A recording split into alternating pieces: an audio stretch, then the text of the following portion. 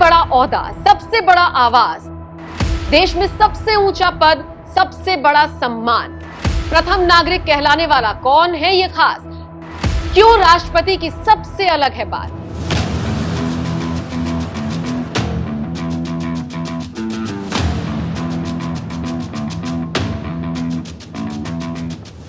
नमस्कार, मैं हूं आपके साथ नम्रता चौधरी और आप देख रहे हैं एनएमएफ न्यूज। देश के राष्ट्रपति के बारे में वैसे तो हम बहुत सी बातें जानते हैं, लेकिन क्या हम ये जानते हैं कि ये जो राष्ट्रपति का देश में सबसे ऊंचा पद है, देश के ये जो प्रथम नागरिक का सम्मान उन्हें मिला हुआ है, उन्हें इस पद पर बैठने के लिए, इस गरिमा को बनाए रखने के लिए, इस पद के कामकाज को संभालने के लिए क्या मिलता है? अगर नहीं तो आज हम इसी पर चर्चा करने वाले हैं। इस वीडियो को अंत तक जरूर देखिएगा। राष्ट्रपति देश का मुखिया होता है और साथ ही होता है भारत का प्रथम नागरिक, और सशस्त्र बलों का कमांडर इन चीफ भी तो राष्ट्रपति ही होता है। शख्स एक, जिम्मेदारियां अनेक, वो भी छोटी नहीं बल्कि बहुत बड़ी और अहम जिम्मेदारियां। अभी देश की मौजूदा राष्ट्रपति द्रौपदी मुर्मू है। ऐसे में कई बार लोगों के जहन में सवाल उठता है कि आखिर देश का प्रथम नागरिक जो होना अपने आप में बहुत बड़ी बात है, उनकी सैलरी क्या होती होगी, उनके पास कितनी गाड़ियां होती होंगी, उनको क्या सुख सुविधाएं मिलती होंगी और क्या उन्हें अलग से कोई भत्ता भी मिलता होगा?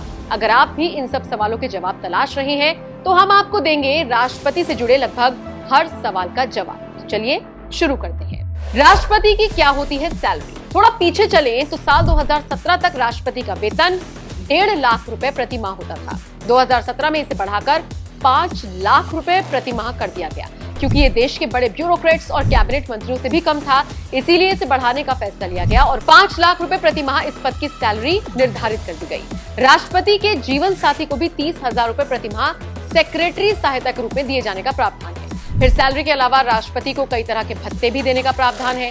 कई तरह के भत्ते और सुविधाएं देश के प्रथम नागरिक को दी जाती हैं, जिसमें मुफ्त चिकित्सा, आवास, यात्राएं आदि तो शामिल होती ही हैं।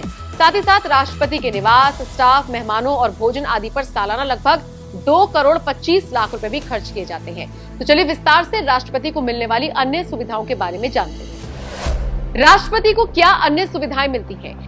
राष्ट्रपति को मिलने वाली सुख सुविधाओं की बात तो हम करेंगे ही, लेकिन उससे पहले राष्ट्रपति की सैलरी के बारे में एक सबसे अहम बात आपको बता दें। वो ये कि ये पूरी सैलरी टैक्स फ्री होती है। और हाँ, भारत के राष्ट्रपति के पास दुनिया का सबसे बड़ा राष्ट्रपति भवन भी है। ये बात भी आपको पता होनी जरूरी है। आवास, राष्ट्रपति भवन। राष्ट्रपति के पास 5 लोग सचिव के रूप में काम करते हैं और राष्ट्रपति भवन में करीब 200 लोगों का स्टाफ होता है। ये 5 एकड़ में फैला हुआ है, जो कि दुनिया में सबसे बड़ा है। राष्ट्रपति चाहे तो यहाँ बेहतरीन छुट्टियां भी मना सकते हैं। राष्ट्रपति जहां चाहे वहां अपने जीवन साथी के साथ छुट्टियां फ्री में बिता सकते हैं। सुरक्षा, भारत के राष्ट्रपति कस्टम ब्लिंटन black Mercedes Benz S600 Pullman गाड़ी से चलते हैं। राष्ट्रपति के पास आधिकारिक यात्राओं से लैस लंबी गाड़ी लिमोजिन भी साथ होती है। राष्ट्रपति के साथ 25 गाड़ियों का लंबा काफिला चलता है, जिनमें 86 प्रेसिडेंशियल बॉडीगार्ड्स होते हैं।